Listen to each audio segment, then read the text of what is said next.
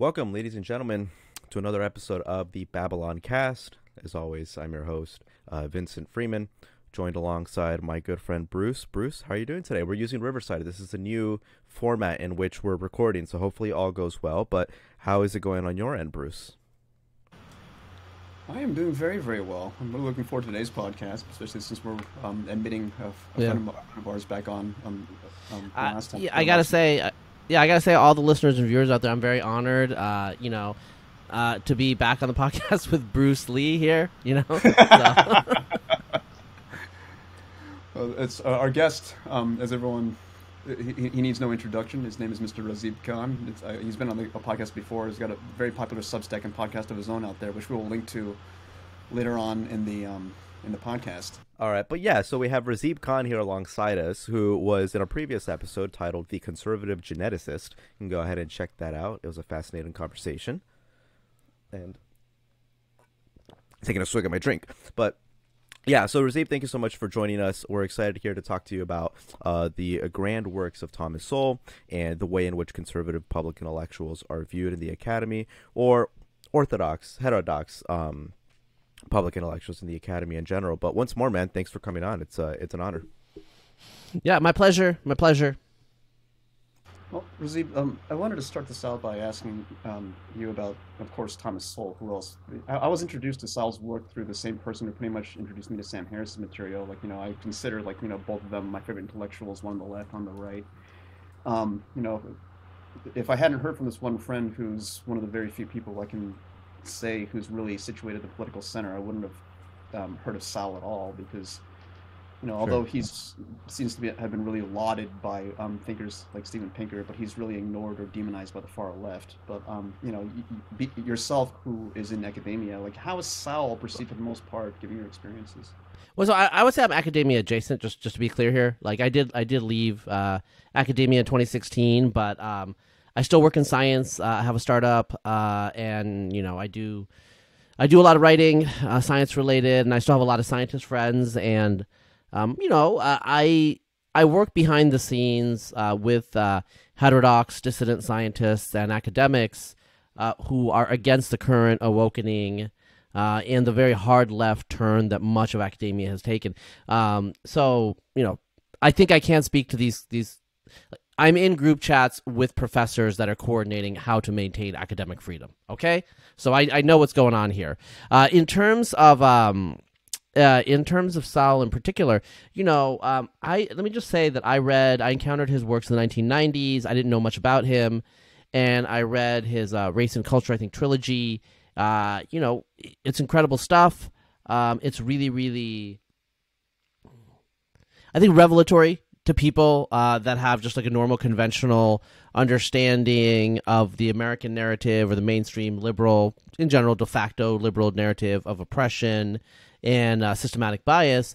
Thomas Sowell really makes the case for endogenous characteristics of a particular culture determining its outcome. So, for example, time preference in terms of expenditure versus savings, these sorts of things, emphasis on education, emphasis on private sector versus public sector, all these sort of things. And a lot of them are outside the American context. And I think they'd be really interesting and confusing to a lot of people. So, for example, he talks about Sri Lanka, where the majority Sinhalese tend to be economically less important than the Tamils, who tend to do better in school, tend to have taken more to, Western education, English language education. And Sowell really attributes this to the fact that, they're basically a minority. That's their only option. They can't get all these government jobs. They can't get the set-asides. And so their option is to, hit the private sector or get the more objective civil service jobs. Similarly, in Malaysia, where the Chinese minority really drives the culture in many ways. Economically, even though politically the Malays are dominant, and the Malays are the ones who dictate the politics of the culture, right? So he uses these cross-cultural examples, and to someone who was raised in the United States with a particular history, particular understanding, they're pretty interesting. One reason that I think he is ignored and neglected in academia is because of this alternative narrative where it's not just about oppression, marginalization, systematic discrimination, or racism. It's about the characters of the cultures themselves. And so I think it's gotten worse, actually. I think in the 1990s, people would have known who Thomas Sowell was, kind of vaguely.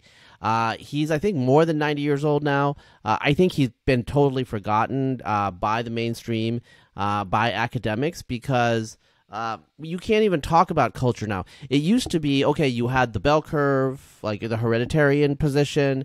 You had the culturalist position, which Thomas Sowell espoused. And then you had, it's not culturalist, but let's say like the governmental, systemic, position, which is the left. But today, even the culturalist position itself is seen to be racist. The different cultures have different characteristics, is seen to be racist.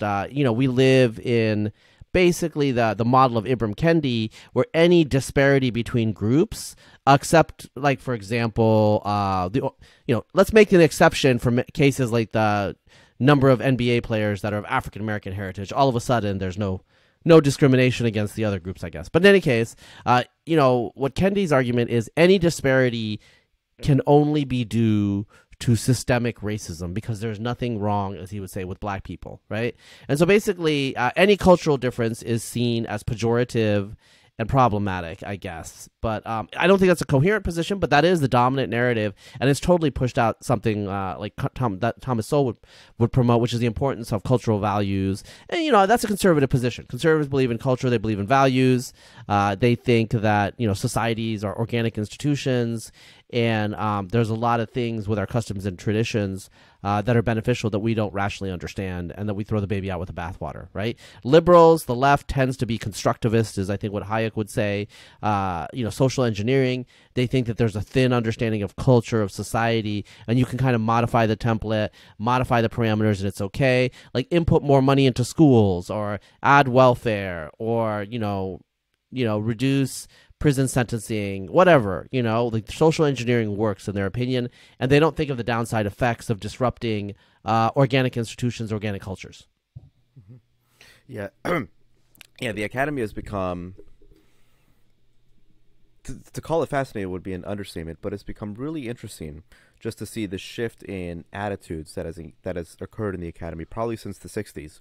I believe it was in the 1960s when the disparity between conservatives and liberals used to be 3-1 in favor of liberals. The academy, for the most part, before it started off as Quaker schools, it was pretty much predominantly liberal, but the disparity in favor of liberals wasn't as large as it is now. I think Eric Kaufman, who's a professor of politics at UCL, came out with a report not too long ago showing how the disparity now has increased between 12-3 versus 13-3, which is fascinating. And that's one of the criticisms that people like Jonathan Haidt and Jeffrey Miller give, is that when you have a group of people who all believe in the same thing, who are all ultimately in the same ideological bubble, and, for a lack of a better term, start smelling their own farts, they start getting farther and farther to the left, or farther and farther crazier, believing that whatever it is that they believe. And so that's why you start seeing things like,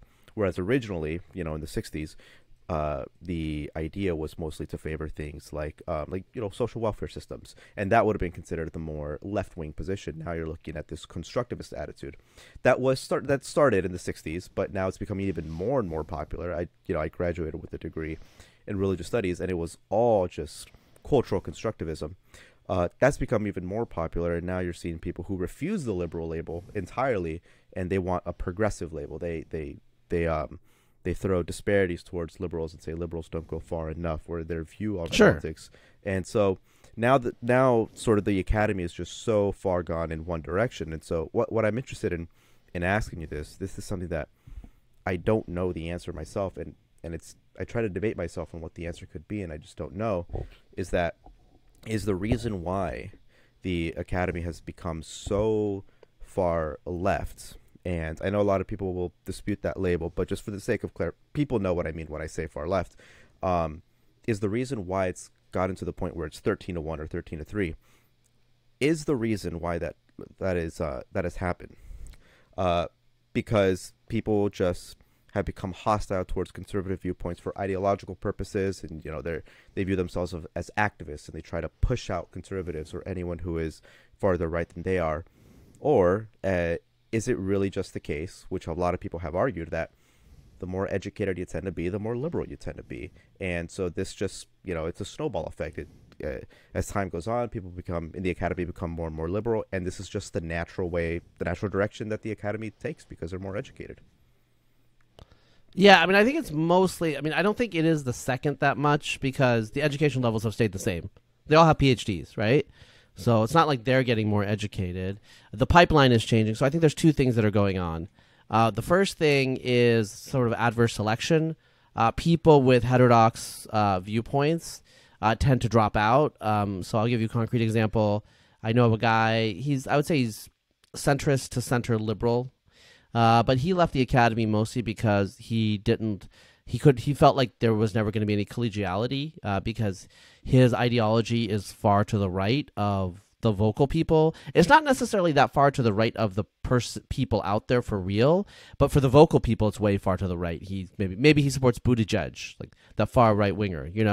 This is the kind of person I'm talking about. So he left. He's in the private sector because he just likes to relax and he doesn't want to lie about his views. And he's already had to start lying about his views in around BLM. Okay, so that's a real person. You can imagine what it's like to be a Christian or real conservative, which there aren't as many of those, but it's pretty tortuous.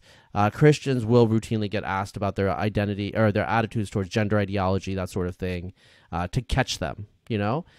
This is a thing that happens, and my Christian friends in academia say Christians generally know each other in terms of they know who they are in which departments, and they keep track of each other because they know that they are a minority, and they'll be on the there can be a star chamber effect where they'll get interrogated about because Christianity is a religion when its tenets are explicit. So they can be interrogate, you know what I'm saying? Like they've made them, by saying that you're Christian, you automatically say that there's these bundle of beliefs you might believe in, and so they're going to be asked about it. The other issue, though, is there is explicit prejudice. And, there's been surveys, people have explicitly said they would not hire a conservative or someone with, heterodox views because, they don't want to be in a department with people like that. And so there's negative and positive discrimination. The negative discrimination is just they're not going to look at the CV of people that likely have, as they would say, problematic ideologies or views. This is a known thing. It's often if you come out of X professor's laboratory or group, or this is your mentor, that's going to tar you. You're never going to get a faculty job because that person is conservative. This is one reason a lot of conservative professors don't come out. Because they don't want their graduate students or their postdocs to be tarred, or they actually want graduate students or postdocs because otherwise they wouldn't come. The other issue, so that's kind of just proactively, discriminating against conservatives, and also there's proactively encouraging getting people of your own ideology. So, I have friends who are on hiring committees, and they've seen cases where the most ideological, let's say you're down to the final three and it's number 1, number 2, number 3, they're pretty well separated. You can kind of tell. And number 1 doesn't do some land acknowledgement and some other stuff about how their research in solid state physics furthers DEI. They just don't do it. Whereas number 2 does a lot of it. There are cases that I know where the number 2 candidate, by the scientific, productivity and all that, got the position because they were just so ideologically forthright. And the ideological faculty members were we want to be with this person. This is the type of person we want in our department. We don't want this. Okay, I'm going to say it. Some of these Chinese and Asian international faculty candidates do not understand what they're supposed to say. Okay. So, I've never, not all, this is not always true, but a lot of times it's someone who actually doesn't understand the American culture and what they need to signal. I don't even know if the candidates that are signaling it honestly believe it. I don't know for sure, because some people lie. But, there have been cases where people have told me it's pretty clear that this candidate from China doesn't understand enough about American culture to know that this person needs to show how their research fosters diversity, equity, inclusion. It's just something you have to do. And they don't bother to do it. They're focused on the science. And yes, they might be like the top candidate based on that, but nobody wants to hire them, or a lot of people in the department don't want to hire them because they're not ideologically in sync. This isn't true of all international candidates. A lot of them, they assimilate to this very easily. But I do want to point out. So what I'm saying is there's like multiple things going on. One, there is encouragement, rewarding your own ideological fellow travelers. There is penalization of the other. And then in the case of heterodox or conservatives, the outgroup, there is actually proactive dropping out and going to do other things. Okay, so like imagine that you are a geneticist and you have options in the private sector that's going to pay you $200,000, or a postdoc that's going to pay you $70,000. And in the postdoc, you have to kind of lie about your ideology, and you have to go to this or that, training. And you have to put pronouns on your bio, and you don't want to, So I had a friend whose pronouns were put on his bio without his consent. He didn't really want to do that. He was like, "Why is my pronoun?" They were like, "Oh, just the admin decided to do it." Like these sorts of things. These are what are called microaggressions. They're not that big of a thing, but you can imagine that these sorts of irritations all day, when you're looking at like taking a pay cut of more than half, to further knowledge and science, that it's like, okay, enough. And most people who start postdocs are not going to make it into the tenure track as an assistant professor anyway. And so a lot of these people, they're just like, well, you know what? The odds are against me. I kind of hate these people, or I hate this environment. Why am I doing this? I'm just going to go get a job, Google Brain or whatever, company that'll pay me a lot of money. Now, even in the corporate world, there's a lot of this stuff, but it's not as extreme. Academia is pretty much a hothouse. I think Matt Iglesias, the center-left Twitter and fellow Substack personality, says academia is a place where, the median ideology is in the 5th percentile, and they're otherizing and marginalizing academics who are in the 30th percentile of liberal, where they're just like kind of in the middle of being like moderately liberal, and that's just way too right-wing for a lot of academics. And this depends on discipline. Obviously, it's way worse in, say, sociology or the studies. It's gotten really bad. I mean, the studies were bad to begin with. They just started out this way, but it's broken out of that and just expanded. And you guys are probably too young to remember the never-ending story, but the plot there is that nothing just expands and swallows everything in Fantasia, and Fantasia's disappearing. And that's what this sort of stuff is doing in academia. It's just swallowing everything. Probably civil engineering and a few other fields, highly loaded with international people that don't share America. Like, they're just not part of the American cultural zeitgeist in a lot of ways. They're just doing their research. Is probably the most resistant to it, although it's affecting those. It's totally, biomedical biology is not as impacted, but like evolution, ecology, all those fields are now totally like that. And it's going to expand, I think, eventually to hit every single department, because they think you're a racist and a white supremacist if you don't agree with their ideology. There's a very small group of intolerant activists, and they call the shots, and that's just how it is, descriptively. Yeah, there was a great example of what you said of just the differences in culture in regard to a lot of these people from different countries who are applying for postdoctoral or doctoral jobs. They just don't understand the American culture in a way. So when they're presented with an application in which on the application they're supposed to explicitly state why they think DEI is important, they just don't know what to put. There was a great example of a popular YouTuber / physicist named Sabine Haas. I can't pronounce Yeah, Hofstadter, I think. Yeah, there you go. Where she tweeted She's German. out. She's German. Yeah, exactly. And she tweeted out just being confused about, I don't remember if she was applying for a particular position or what it was, but it was an academic. I think it was a grant. It's a grant, and the grant had a part where it's like, how does this help DEI? Mm-hmm. Right? Yeah. And so she's from a different cultural context, and so she was genuinely asking Twitter, what is she supposed to put, because she didn't understand. And a lot of people were responding sort of saying, oh, are you only posting this as a criticism of what this is? And her argument was, I genuinely don't know what to put here. And so people would respond, will say, just talk, like, it's very simple, Sabine, just put that it's important for different cultural people to apply or whatever it is. And she said, I agree, but I'm a physicist. I don't know how to explain this in a sociological answer that's supposed to be academic. She was genuinely confused. And I thought that was a great example of basically what you stated. It's just plain and simple right there. everyone always talks about how this is an American phenomenon. There's a lot of memes out there about Europeans telling us to shut up about this stuff and stop exporting it to other first world countries. I wonder if it is the case that this is an American phenomenon, or if it's the case that this is a university phenomenon. And because most universities, the most prestigious ones, are predominantly in the United States, with the exception of Cambridge, Oxford, University of Tokyo, UCL, is it just a university-based issue with higher education, or is it a cultural American phenomenon? Which one do you think it is? Universities, because universities are definitely hothouses for this, but it's not just that. Nonprofit sector is big.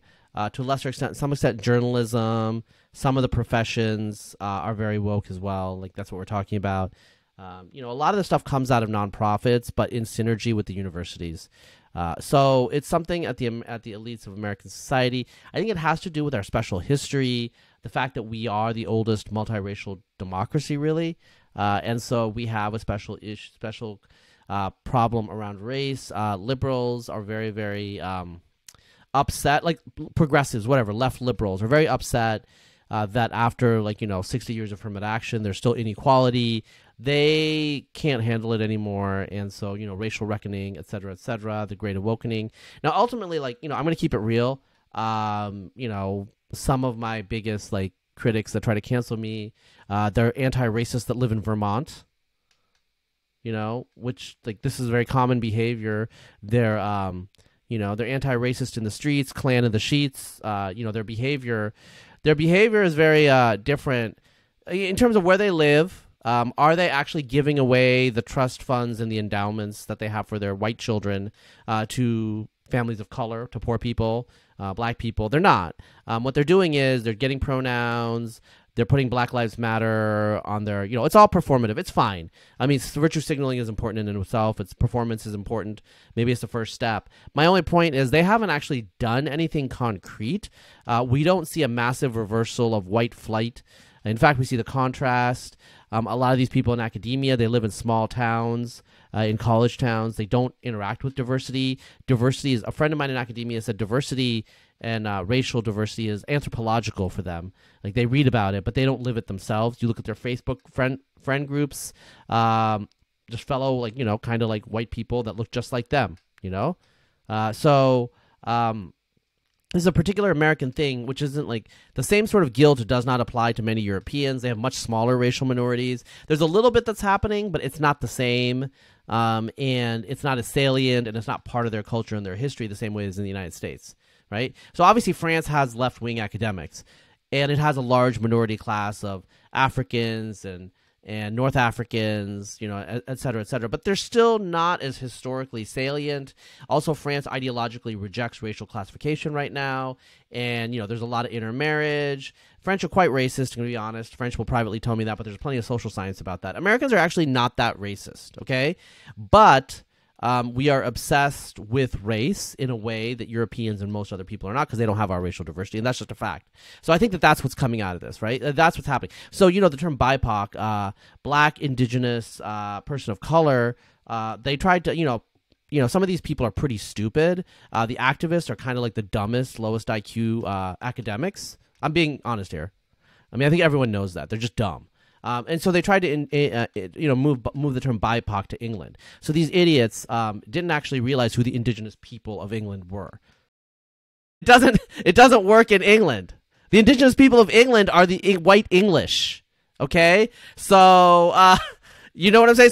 So there were some Nazis that are British, British white nationalists are like, yeah, we love this term because we're indigenous. And so these idiots were like, oh, yeah, we need to use a different term. So they use the term BAME, I think, Black, Asian, Middle Eastern. Anyway, whatever. They exclude what they call Orientals, people like Bruce.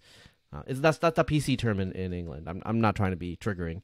But anyway, my only point is, one, it's pervasive. Two, it does come out of real contradictions in American society and American history, and a lot of times. But it's also deployed by incredibly stupid people like Dr. Ibram X. Kendi. These are just not the sharpest tools in the shed. I do respect him because he has he's not a super smart guy, but he makes over $500,000 a year. Respect, right? I mean, that's a good hustle. So Yeah, I mean, was it him or was it Robin DiAngelo that was charging over 20 grand for a 30-minute lecture on over Zoom during the pandemic? I think they both were, but I think it was Robin was doing it first. But he kind of got prominent because I think Robin, a white woman, was making money off racism. You know what I'm saying? And so I think, I mean, I think that's like legit. But I mean, this is a guy who believed that white people were aliens. He talks about in his book How to Be an Anti-Racist. He thought they were aliens, and that's why they were so evil. And then one of his roommates, one of his friends, Clarence, was like, "Look, if white people are aliens, how is it that white people and black people can have offspring, but like we can't have offspring for other animals on this planet?" And he was like, "Oh, I hadn't thought of that." I took this colloquium class. It's a comparative study of religion. And the argument was that this idea of being this liberal enlightenment idea of an objective understanding of society and the way in which societies and cultures interact with one another, this is largely a white construction. This was an epistemology that was forced upon people of color, indigenous people of color, that we just kind of expect them to go along with it without getting their input. And I raised the question, and I didn't get a single response to this. I raised the question of, well, you know, this cultural constructivist attitude in which we're supposed to view the world through in order to let other groups, other people of color, sort of in on the conversation with us, that in which we say that there's no way in which we can like properly identify objective reality. That in and of itself is a white, like this is like this woke stuff, for lack of a better term, is overwhelmingly white. It's overwhelmingly white, upper middle class, highly educated people. Is this not the same exact thing that you're accusing Enlightenment thinkers of doing? I didn't get a single proper response, but that was always my view on this, is that this woke stuff is overwhelmingly white.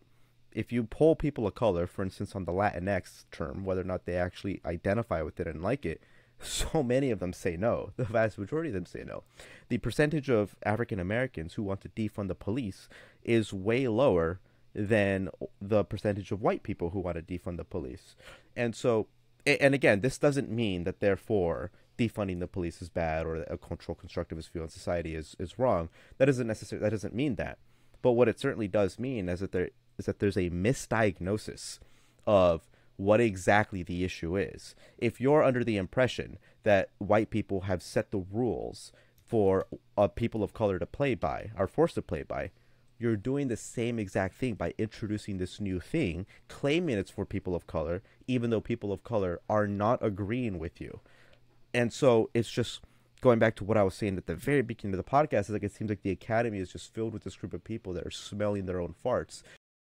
Yeah, well, so there is one thing that I do have to say, though. There's again, Matt Iglesias, that great right wing thinker, has talked about there's a literature that talks about the fact that the non-white people that white academics tend to know are a very, very tiny subset that are very similar to them ideologically, socially, and culturally. So they're basically, I mean, look, what academia has is starting to get to some extent, and what they aim for is diversity of physicality and uniformity of viewpoint.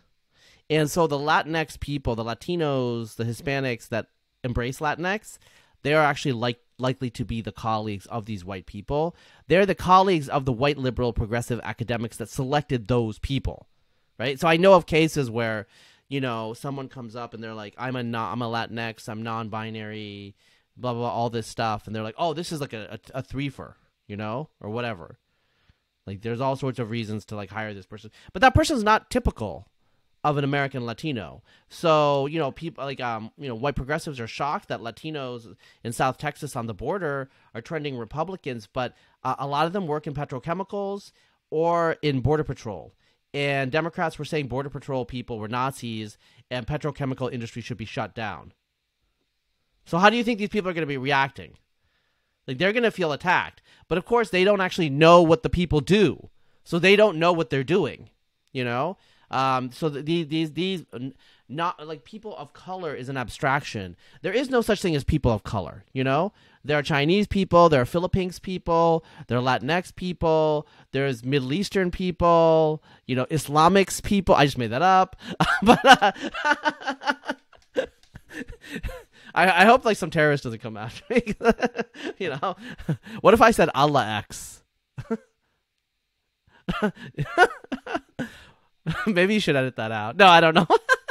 Anyway, I'm just trying to say that it is like an abstraction. They're not concrete human beings, and so they get a little surprised when we don't engage and behave the way that they expect, because they are the people who know. They are the people who are agents in the world and in the universe. And someone like Thomas Sowell, who has heterodox views, is he's just brainwashed. He's been brainwashed by white conservatives, by Milton Friedman. He can't have his own views, his own thoughts, his own independent agency, because as a person of color, you exist in a social matrix, I've actually had some discussions with people about his work. I mean, what I just find fascinating is, like, I've heard some really, really odd claims about Thomas Sowell's work is quote unquote not empirical, not reproducible, which I think is highly suspect, because I know that there are people on the left, like I think he and Steven Pinker have great respect for each other.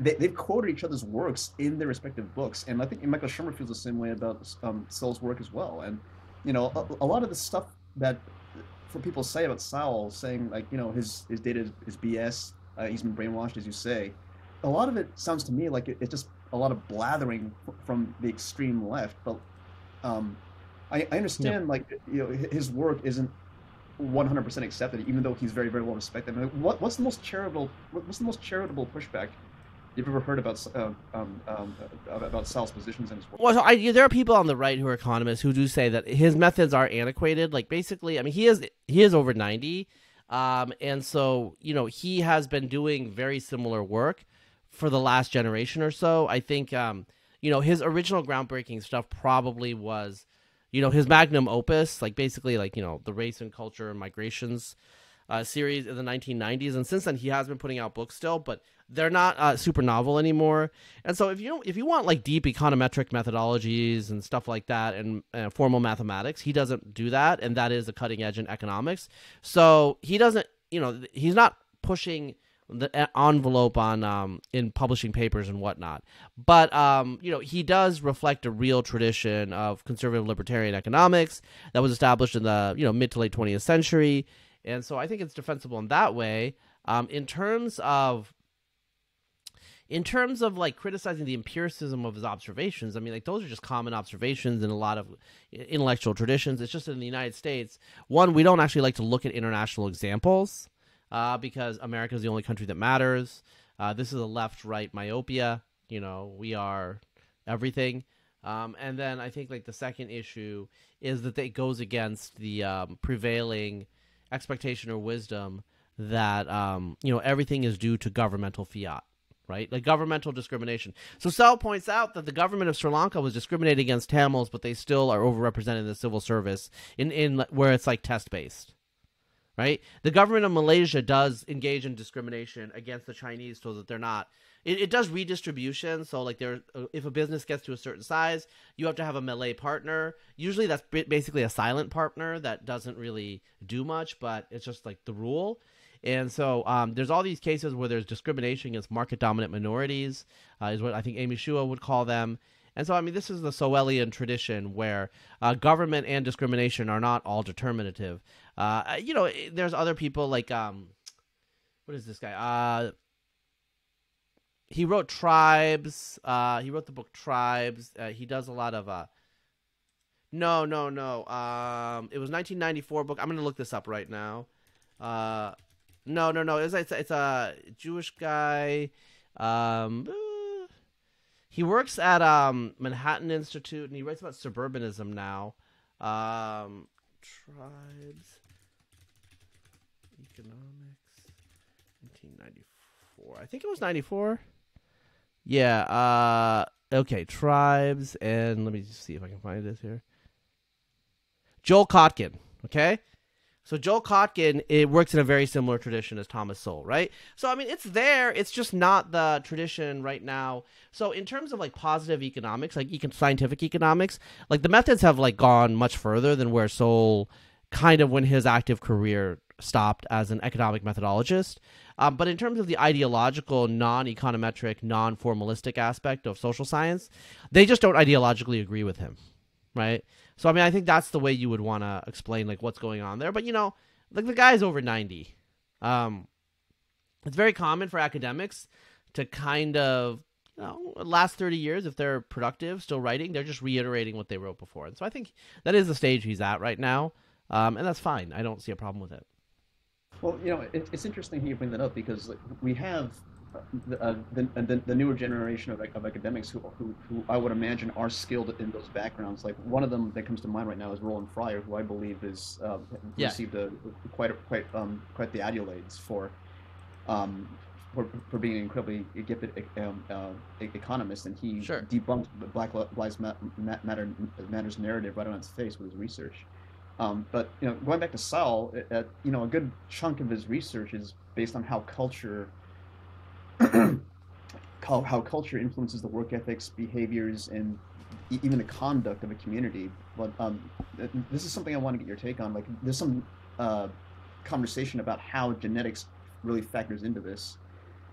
If I'm not misunderstanding him, I think Wilfred Riley speaks a little bit about how ethnicities can be mostly identical in terms of DNA, but they can differ drastically in terms of cultural behavior. And I'm led to believe that culture can have as impactful a role in terms of life outcomes in as much as genetics.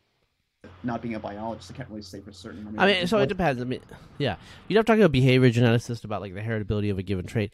What I will say is what I think Wilfred talks about is most explicitly modeled in the cultural evolution literature, which shows that cultures can vary in their norms and values and the way imitation and replication of behavior happens. And they can also vary over time. So, the Japanese are very warlike in World War II, and then they're super anti-warlike now, right? So those are genetically the same people, but culturally they change really rapidly. And so norms, preferences, cascades, all these things, they can change. We're very protean, but we're also very conformist. Right? And so in the 1960s, most white people were just basically racist. They opposed interracial marriage. They wouldn't want to live in a neighborhood with black people, etc. Now, white people are, they will at least say that they are against racism, that they have no problem with interracial marriage, etc., right? So the norms have changed, and not everyone died. Like, a lot of the same people are still alive. The kids you see in those images, heckling black students in the 1960s, they're still around. They're boomers now, They're older people. Are they still as racist? Most of them probably are not. Most of them have probably changed their views, right? So culture can change, norms can change, and different cultures have different norms. So, in the Indian subcontinent, for example, there are groups that are merchant castes. They're called Baniyas.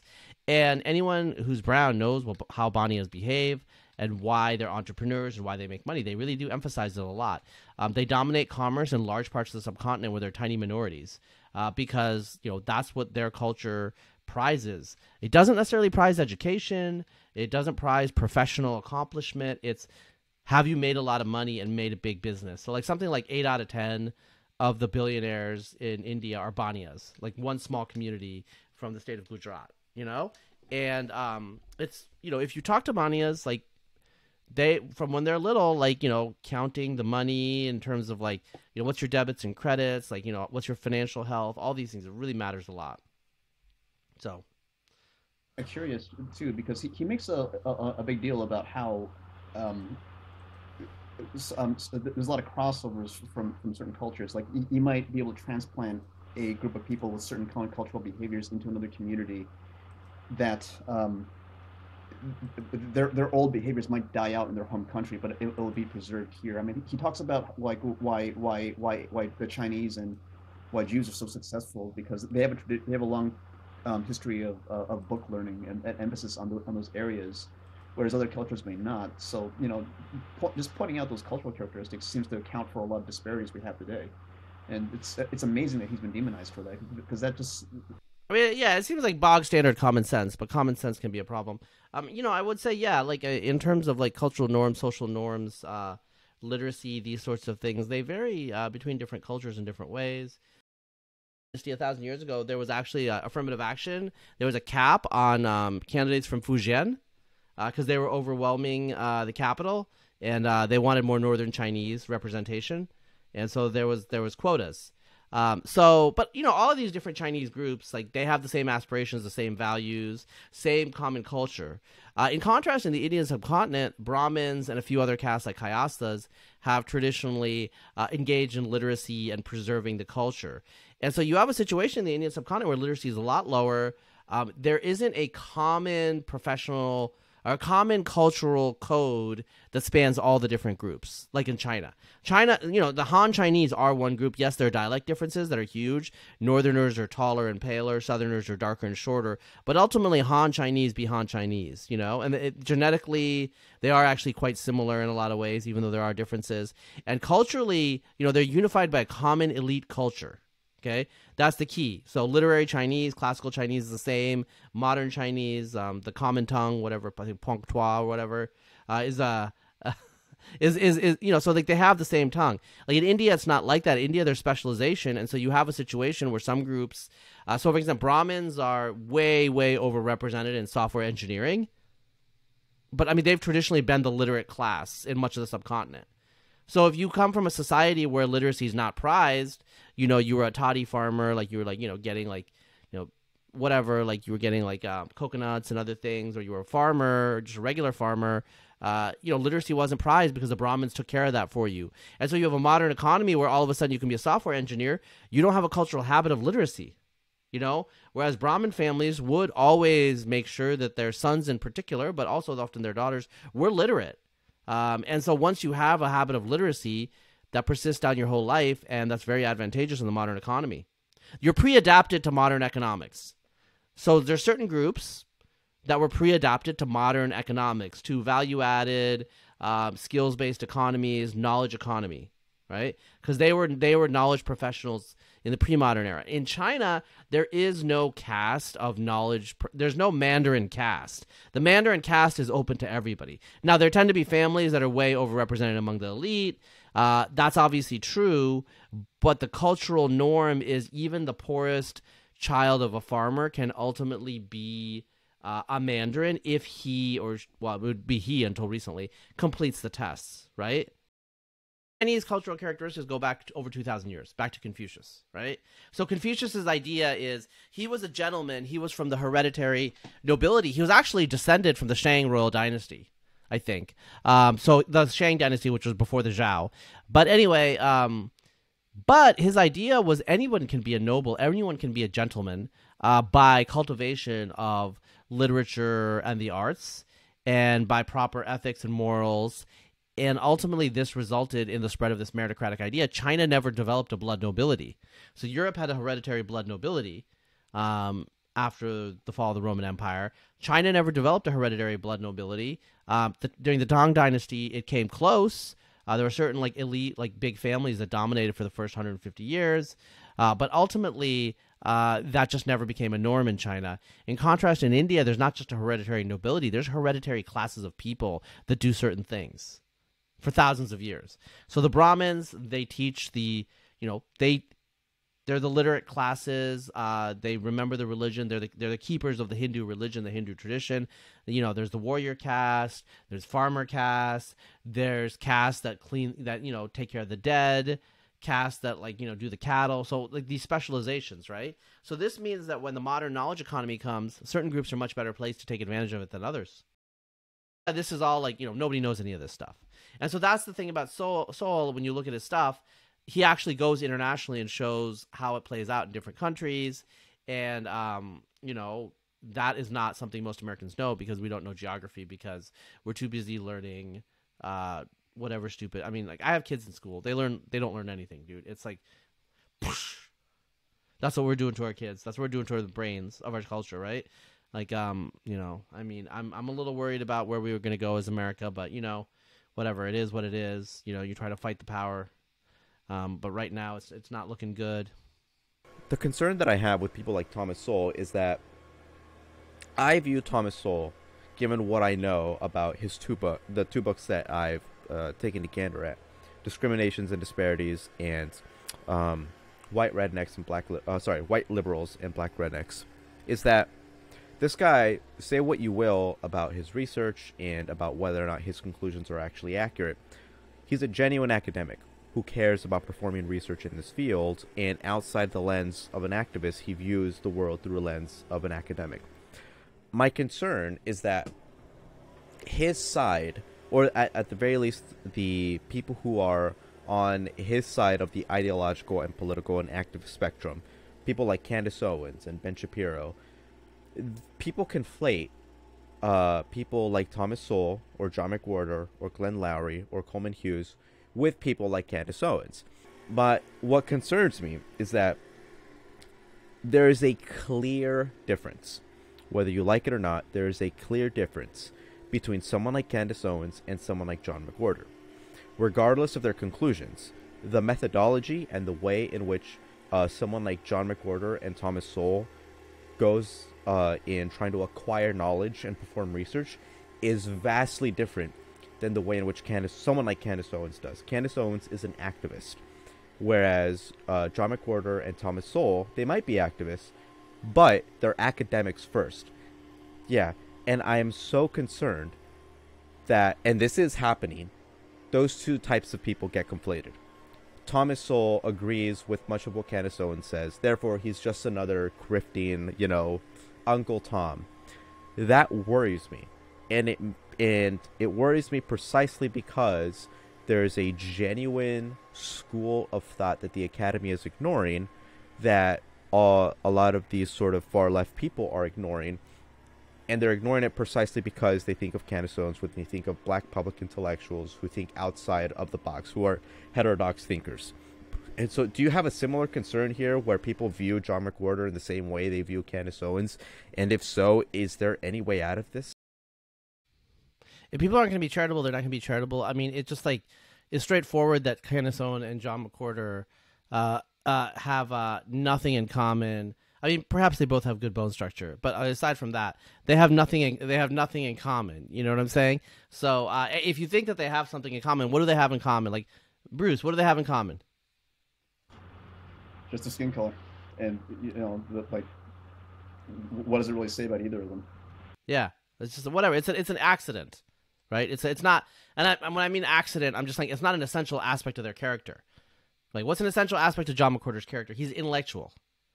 Right, like that is what the core of his being is. His skin color, like, he is proud to be black and blah blah blah, but really it's just an accident of birth. If John McWhorter was given vitiligo and he became totally white, and you straightened his hair out, and he looked like a white guy, he sounds like a white guy, but he would still be John McWhorter, right? But if John McWhorter looked exactly the same, and his primary fixations on life was, getting high on the marijuana and playing video games. Okay, that's not really John McWhorter, right? He might look like John McWhorter, might have John McWhorter like skin suit, but that's not John McWhorter. And so the fundamentals of what Candace Owens is, I mean, look, respect to her. I'm going to say grift. I mean, whatever. I don't know. I don't like to, because people call me a grifter. A grifter is just someone you don't like, right? You don't like that, whatever. So she's an activist. She got her angle. The woke have their own. The right wing have their own. She makes a good living. She's a mother. Respect to that. There's a lot of people, finding someone that you care about and having children is very important, I think. And so she did that. But, there are other things she did where she's not an intellectual. She's an activist. There's a role for that, whether you agree or disagree. That's fundamentally different than what John McWhorter is. But I mean, what happens is you lump your enemies all together. So even from the right-wing side, there are people who are left-wing activists and people who are left-wing intellectuals. And sometimes you're just like, right-wingers be like, oh, they're all socialists or communists. They're all critical race theories. That's not always true. Like, there are liberal intellectuals. You might disagree with them, but, they're not media matters for America or whatever, There's a whole class of people there that are kind of dumb and woke, and there's a whole class of people that are smart and woke, and those two things are different. Now, I do think problem in academia is there are some academics, and it's becoming more and more, who are emphasizing their politics and their ideology and their activism over their scholarship, right? So the full human always had an ideology, but in academic science over the last 10 years, it's really shifted from scientists are people who are liberal to be a scientist is to be liberal, if that makes a difference. It went from a statistical association where that was just a part of who they are to basically like they demand now that science has a liberal bias. And, the journals are starting to be explicit that all science has to support activism, liberalism, progressivism, DEI, And that's an ideological outcome. And when science becomes ideological, it loses its institutional strength, its power, its gravity, its magical hold over humanity, because it's just another religion. Boom, right? Just another cult. Just another cult among the many cults. It is not wonder-working magic that rises above, because when science becomes ideological, you know how all the experiments are going to end. They're going to support your beliefs. The greatness of science is when you start with a belief, you do an experiment, and you change your belief. So unlike religion, science is about updating your prior beliefs. Religion is about holding true to your prior beliefs. I'm not saying one's good or one's bad, but they are fundamentally different. But once you start to pour beliefs into science, science loses its potency and its power and its distinctiveness. There's no market brand. There's no differentiation in the market now. Marketplace of ideas is now dominated by ideologies, by cults and religions. And I do have to say, the progressive woke religion, I don't find it very aesthetically pleasing. If I'm gonna pick one, probably will look for one with a little bit better architecture, maybe some nice ritual smells, and just people you'd want to be around, because if that's what it is, if it's about humanism in that direct core way, then it's an aesthetic, a personal, a consumer choice, so it becomes a consumption good. Science shouldn't be a consumption good. Science should just be what it is. It's subjective. It's a reflection of the underlying truth that we all inhabit and that we all exist in. And we will fall short. We will miss that mark as human beings as we endeavor to be scientific. But as long as we have that underlying belief and that understanding, that acceptance, that objectivity is the only thing that is constant, the objective reality all around us, and that we perceive the world through we're looking through the mirror darkly. And that's humanity. That's our failing. It's not the failing of the world itself. Well, postmodernism, deconstructionism, these modern movements of critical theory, what they're doing is they're taking the human perspective and prioritizing it as the central perspective. And once you prioritize the human perspective, everything becomes reduced to power. And once everything is reduced to power, everything is a game of words, arguments, and institutional, and sometimes not institutional, physical violence, aggression, and domination, right? And that was a human past. Maybe it's a human future. We have had this period where there is a candle in the darkness, as Carl Sagan would say, a light in the dark that illuminated the world all around us in all its objective glory. And, so. Well, what a beautiful way to end it, Razib. But this was a great conversation. Razib, thank you so much for coming on our show and just gracing us with your presence. And where can people find you? Where you go ahead and show yourself out as much as possible. Yeah, sure. So, I got a Substack, razib.substack.com, subscribe, blah, blah, blah. But all of my stuff is actually at razib.com. So you can go there and then you can find everything.